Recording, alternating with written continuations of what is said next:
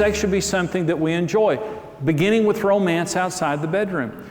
Romance is meeting an unspoken need in your spouse, and this is especially true of men, and that is, if you're going to have great sex in the bedroom, it means you take responsibility all through the day to meet her needs, all through the day to communicate with her, and to be romantic, which means you're anticipating her needs.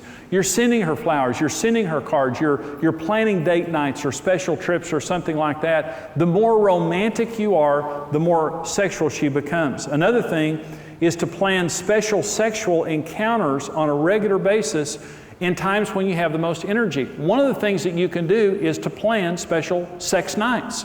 In other words, people say, well, I'm tired, is that we have kids and we have schedules and all that stuff and we're tired. What you do is you just go into your calendar and you say, Tuesday is going to be a special night, and that's your code word for sex. Are we going to have a special night on Tuesday night?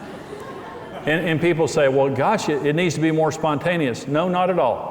Is that you can be spontaneous anytime you want to be, but if you're going to have great sex, it means you're going to find a place for the kids, you're going to take a nap that afternoon, you're going to do, you're going to do whatever you need to do, but the point is, you're going to put it on your calendar and you're going to plan it. Another thing is have his or her sexual times. In other words, you can have a special sex night and say, okay, this is your night, because women's sex nights are different than men's sex nights.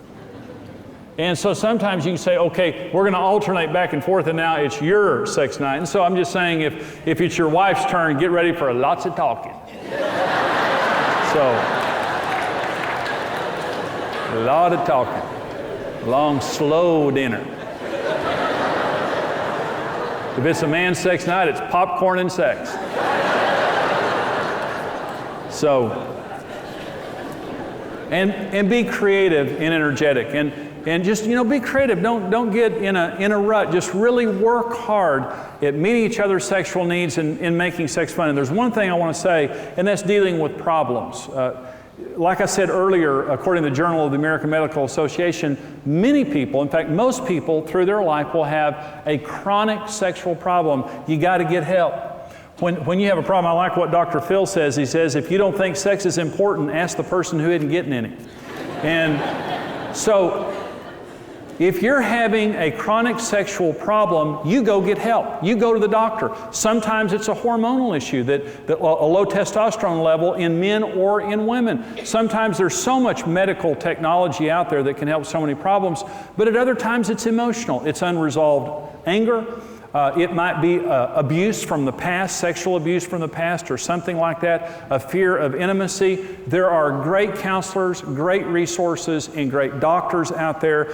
If you've got a problem, and I was on a television program one time and they were taking calls from around the country, and this lady called from New England, and she said, I keep going to my husband and asking my husband, would you please get help about your sexual problem?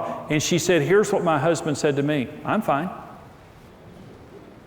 And she said, I'm devastated because all my husband can think about is himself, and he doesn't realize that his problem is affecting me. Your sexual issues have a huge impact on your spouse. And when you won't get help, what you're saying is, I don't care about you.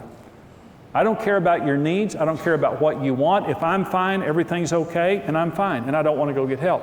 What we need to say if we're having sexual problems in marriage is, my problem is your problem. And I will do everything I can to address this issue and to make sure that I can function properly in meeting your sexual needs. This program today is on the subject of sexuality, a huge issue in marriage, very important for couples to have great sex in marriage and to be able to openly communicate about it. And we've talked about, Karen, the issue that God put parameters on sex to keep us safe. The things that God says don't do in marriage, it's not to keep us from having fun. It's to really keep us from self-destructing. We see people all the time whose lives have been destroyed because somehow through pornography, through a relationship with a friend or something like that, they just got the idea. Even movies and television today bring so many false messages into people's lives that can destroy them. But God made sex, and God made sex for marriage to make our marriages great. I agree, and I love the way we have evolved as far as communicating. I know one of the things that used to get frustrated with me was, you would communicate how, why can't you or won't you? And I was like not getting it.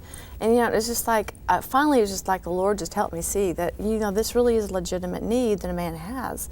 And then for me to learn to communicate, things that were pleasing to both of us. It's hard at first because it embarrassed me to talk about sex.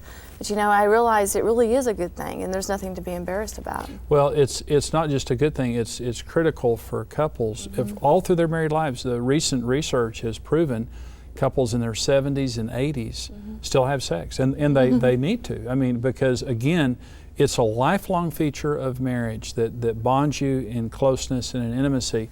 And this issue really is something that in your marriage, God made you sexual. It wasn't the devil, it was God. And God is the one who made us sexual beings and made sex fun.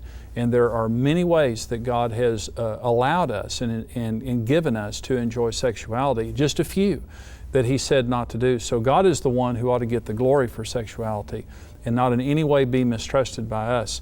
This is an issue that we need to understand and be committed to in our marriages, to keep within our marriages and not outside the marriage, but to have the sex lives that God wants us to have and to be committed to that together.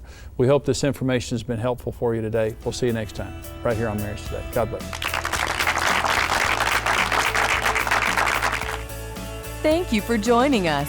Partner with Marriage Today and receive the Marriage on the Rock series on CD or DVD. Follow your interests and get social by connecting with Jimmy and Karen and the Ministry of Marriage Today on Twitter.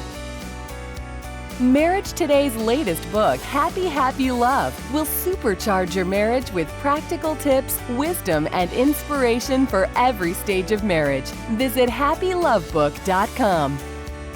Become a rock-solid partner today and equip yourself with the tools you need for a successful marriage. $14, $28, or $56 per month. Choose the partnership level that's right for you. Become a rock-solid partner today.